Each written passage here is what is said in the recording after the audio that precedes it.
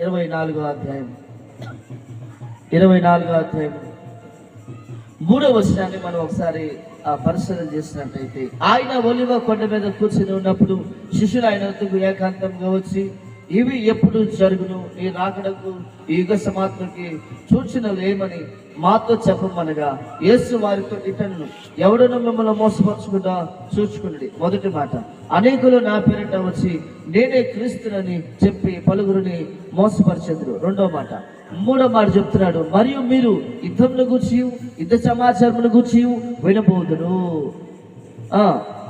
కలవర పడకుండా చూచుకుని ఇవి జరగవలసిన ఉన్నవి కనుక అంతము వెంటనే రాదు. జనం మీదకి జనము, రాజ్యం మీదకి రాజ్యము లేచి అక్కడక్కడ భూకంపములను కరువులను కలుగును. చెప్పాలి, అక్కడక్కడ భూకంపములు కలుగుతాయంట. చెప్పాలి, ఏం కలుగుతాయంట? కరువులు కూడా వస్తాయి. కరువులు, భూకంపాలు. ఇప్పుడు జరుగుతున్న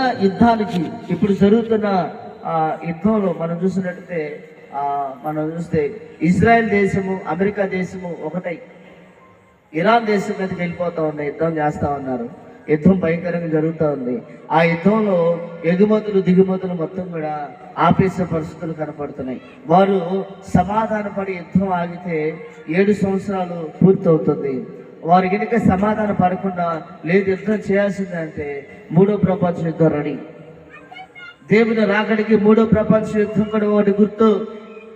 దేవుని రాజ్యం రావడానికి, దేవుని రాకడ రావడానికి 3వ ప్రపంచ యుద్ధం కూడా ఒక గుర్తుగా ఉంది. కాబట్టి నేను నిశ్చయంగా చెప్తున్నాను, దైవజనుడు K.A. పాల్ గారు ఆ యుద్ధాన్ని ఆపడానికి నిశ్చయముగా ఆ ప్రాంతంలో ఉన్న అధికారులను కలిసి సమాధాన పరచడానికి ప్రయత్నం చేస్తున్నాడు.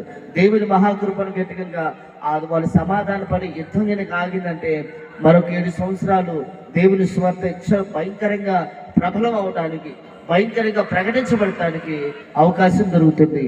లేదు వారి సమాధానం పడకపోతే మాత్రం వెంటనే 3వ ప్రపంచ యుద్ధం రెడీ అయిందంటే నిశ్చయముగా దేవుని రాకడ బహు సమీపంలో ఉన్న సంగతి మీరు గుర్తించాలి. దేవుని స్తోత్రం, హల్లెలూయా.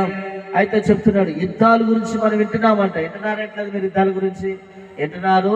సెల్ ఫోన్లో చూస్తున్నారా? యూట్యూబ్లో కానీ మనం చూస్తే వాట్సాప్లో కానీ మరి ప్రతి చోట కూడా కనపడతా ఉంది. ఈరోజు యుద్ధాల గురించి భయంకరంగా చూపిస్తున్నారు. ఎందులో ఫేస్బుక్లో, ఇన్స్టాగ్రామ్లో, మరి యూట్యూబ్లో, వీటన్నిటిలో కూడా మనం చూస్తూ ఉన్నాం యుద్ధం ఏ విధంగా జరుగుతుందో, ఎంత భయంకరంగా జరుగుతుందో. కాబట్టి దేవుని రాకడ దీన్ని బట్టి చాలా సమీపంలో ఉందని మనం గమనించాలి. కరువులు వస్తాయట, అది నెక్స్ట్ టైం అదే కరువు రావటం. తర్వాత ఇప్పటికే కరువు వచ్చింది తెలుసా మీకు? కరువు వచ్చిందా లేదా? ఇప్పటికే కరువు ఉందా లేదా? ఏ విషయంలో కరువు ఉందో చెప్పనా? ఈరోజు ఉదయకాల సమయంలో వాక్యం అయిపోయినాక మధ్యాహ్నం దేవుడు నాకు బయలుపరిచిన మాట, వాస్తవానికి ఇంతకు ముందు నాకు తెలిసిన వాటికైతే ఇంతకు ముందు ప్రతి ఏరియాకి బోరింగ్ ఉండేది, మంచినీళ్ళు బోరింగ్ ఉండేది. ప్రతి ఏరియాలో ఆ బోరింగ్ నీళ్ళు కొట్టుకొని చక్కగా తాగేవాళ్ళు. ఎవరు కూడా నీళ్లు కొనేవాళ్ళు కాదు. ఇప్పుడు ప్రతి చోట నీళ్లు కొనుక్కుంటున్నారు. నీళ్ళు ఇచ్చే వసతి ఉన్నా కానీ నీళ్ళు ఇవ్వట్లేదు. మీరు గమనించారా లేదు? నీళ్ళు ఇచ్చే వసతి ఉన్నా, నీళ్ళు ఇచ్చే అవకాశం ఉన్నా నీళ్ళు ఇవ్వట్లేదు. నీళ్లు కొనుక్కోమంటున్నారు.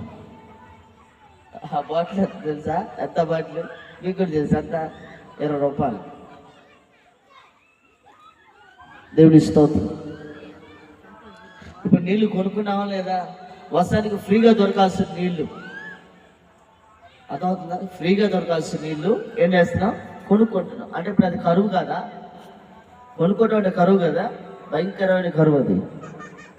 ఫ్రీగా దొరకాల్సిన వాటర్ ఇప్పుడు ఎక్కడ కూడా దొరకట్లేదు. దొరికినా ఇచ్చే అవకాశం ఉన్నా ఇవ్వట్లేదు. గుర్తుపెట్టుకోండి. అంటే ఆ వాక్యంలో రాయబడింది, ప్రకటనలో రాయబడింది, అంచెదినము కాలంలో మీరు నీళ్లు కూడా కొనుక్కుంటారు. అంచెదిన కాలంలో దేవుని రాకడ సమీపంలో ఉన్నప్పుడు మీరు నీళ్లు కూడా కొనుక్కుంటారు. ఈరోజు ఉచితార్థంగా పొందాల్సినవి, ఊరక మనం తీసుకోవాల్సినవి, జనరల్గా తీసుకోవాల్సినవి కూడా డబ్బులతో కొనాల్సి వస్తుంది, డబ్బులు పెట్టాల్సి వస్తుంది ప్రతి చోట. అంటే ఏంటి? భయంకరమైన పరిస్థితి మనకు ఎదురవుతా ఉంది. చాలా మంది గమనించట్లేదు. అయితే నేను చెప్తున్నా, కరువు ఆల్మోస్ట్ భూమి మీదకి వచ్చేస్తా ఉంది. ఇంకనూ భయంకరమైన కరువు రాబోతా ఉంది. ఎటువంటి కరువు తెలుసా? మనుషులను పీక్కొని తింటారంట, చిన్న పిల్లలను వండుకొని తింటారంట. చెప్పాలి, పుట్టిన పిల్లల్ని వండుకొని తినే రోజులు రాబోతున్నాయి. ఆల్రెడీ కొన్ని దేశాల్లో వండుకొని తింటున్నారు కూడా. కొన్ని దేశాల పిల్లల్ని చంపుకొని వండుకొని ఉడకబెట్టుకొని తినేస్తున్నారు పిల్లల్ని. మీరు చూసినట్టయితే చాలా, మీరు కొట్టండి చిన్నపిల్లల్ని, లేదంటే ఆ మనిషి మాంసం అని కొట్టండి యూట్యూబ్లో, లేకపోతే గూగుల్లో కొట్టండి, వచ్చేస్తుంది లిస్ట్ మొత్తం బయటికి. మనుషుల్ని గర్భిణీలు ధరింపు చేసి గర్భిణీ స్త్రీ కన్న తర్వాత ఆ పిండాన్ని తీసుకెళ్ళి ఉడకబెట్టుకుని వండుకొని తినేవాళ్ళు ఇప్పటికీ లేకపోలేదు. ఒక దేశం అయితే అలాగే కంటిన్యూ చేస్తుంటే పర్వతం మీద నుంచి ఒక రాయబడిందంట. ఆ రాయపడిన దేశం ఇంతవరకు కనుమరుగైంది. అసలు అది ఎక్కడుందో, ఏమైపోయిందో, అక్కడ ఉన్న వాళ్ళు ఏమైపోయారు, ఎవరు కూడా ఇంతవరకు జాడ కూడా లేకుండా చేశాడు దేవుడు.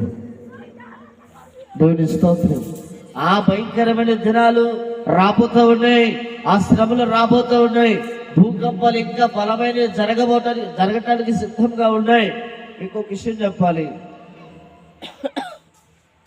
ప్రకటన గ్రంథం రాకడికి గుర్తులుగా మనం ప్రకటన గ్రంథం 6వ అధ్యాయం మొత్తం మీరు చదివినట్టయితే ప్రకటనలో కూడా చాలా విషయాలు